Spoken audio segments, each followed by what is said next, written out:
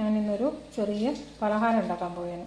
അതിനാവശ്യമായത് bread പൊടിച്ചതും കുറച്ച് സേമിയ, മുട്ട പുഴുങ്ങിയത്, പിന്നെ കുറച്ച് ഉരുളക്കിഴങ്ങ് പുഴുങ്ങി പൊടിച്ചത്, പിന്നെ പച്ചമുട്ട ഉടച്ചിട്ട് കുറച്ച് ഉപ്പ് ഇട്ടിട്ട് ഉടച്ച് വെച്ചിരിക്കുന്നതാണ്.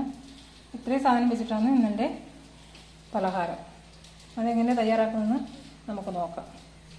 അടുപ്പത്ത് പാത്രം വെച്ചിട്ട് അത് ചൂടാകുമ്പോൾ അതിൽ കുറച്ച് വെളിച്ചെണ്ണ ഒഴിച്ചു അതിലേക്ക് ഉള്ളി, പച്ചമുളക്, കറിവേപ്പില, വെളുത്തുള്ളി എല്ലാം ഇട്ടിട്ടൊന്ന് നമുക്ക് ഫ്രൈ ആക്കിയെടുക്കണം.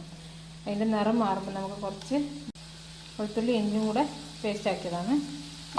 വാങ്ങി വെക്കാറില്ല, ആവശ്യത്തിന് വീട്ടിൽ തന്നെ ആക്കാറാണ്. സ്വല്പം ഉപ്പിട്ട് കൊടുക്കാം. ഉരുളക്കിഴങ്ങ് പൊടിക്കുമ്പോൾ ഉപ്പിട്ടിട്ടില്ല, അതിൽ കണക്കായിട്ട് ഇതിൽ ഇട്ട് കൊടുക്കാം. ഇനി സ്വല്പം മഞ്ഞൾപ്പൊടിയും കൂടി ഇട്ട് കൊടുക്കാം. പിന്നെ ഉള്ളിയും പച്ചമുളകും ഇഞ്ചിയെല്ലാം റെഡി ആയിട്ടുണ്ട്. ഇതിലേക്ക് നമുക്കിനി പൊടിച്ച് വെച്ചിരിക്കുന്ന ഉരുളക്കിഴങ്ങ് ഇട്ട് കൊടുക്കാം. തീ കുറച്ച് വെച്ചതിന് ശേഷം നമുക്കിതിലേക്ക് കുറച്ച് കാശ്മീരി ചില്ലിപ്പൊടി ഇട്ട് കൊടുക്കാം.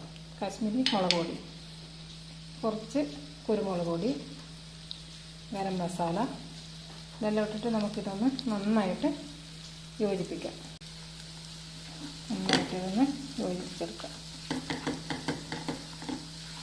മസാലയുടെയൊക്കെ പച്ചച്ചവ പോകുന്നവരെ നമുക്കിതൊന്ന് ചെറിയ തീയിൽ ഇളക്കിക്കൊണ്ടിരിക്കാം. ഇളക്കി കൊടുത്തതിന് ശേഷം നമുക്കിത് തീ ഓഫാക്കിയിട്ട് എങ്ങനെയാണ് തയ്യാറാക്കുന്നതെന്ന് നോക്കാം. മസാലയും ഉരുളക്കിഴങ്ങും കൂടെ ഒരു പാത്രത്തിലേക്ക് തണിയിലിട്ട് വെക്കാം.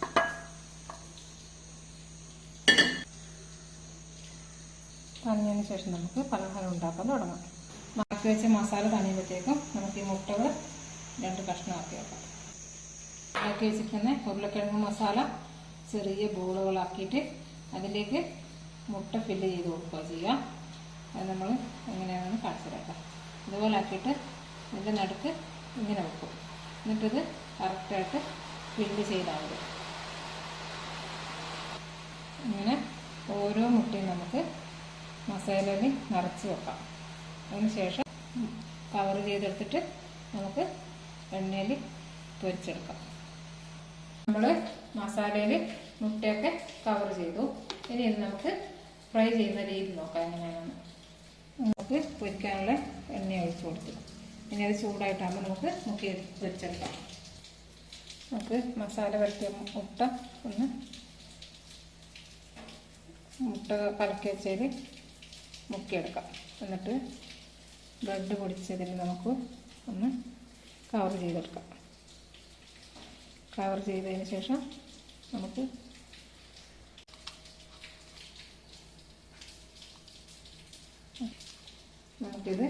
എണ്ണയിലേക്ക് ഇട്ട് കൊടുക്കാം. അങ്ങനെ നമ്മുടെ പലഹാരം ഇവിടെ റെഡി ആയിട്ടുണ്ട്.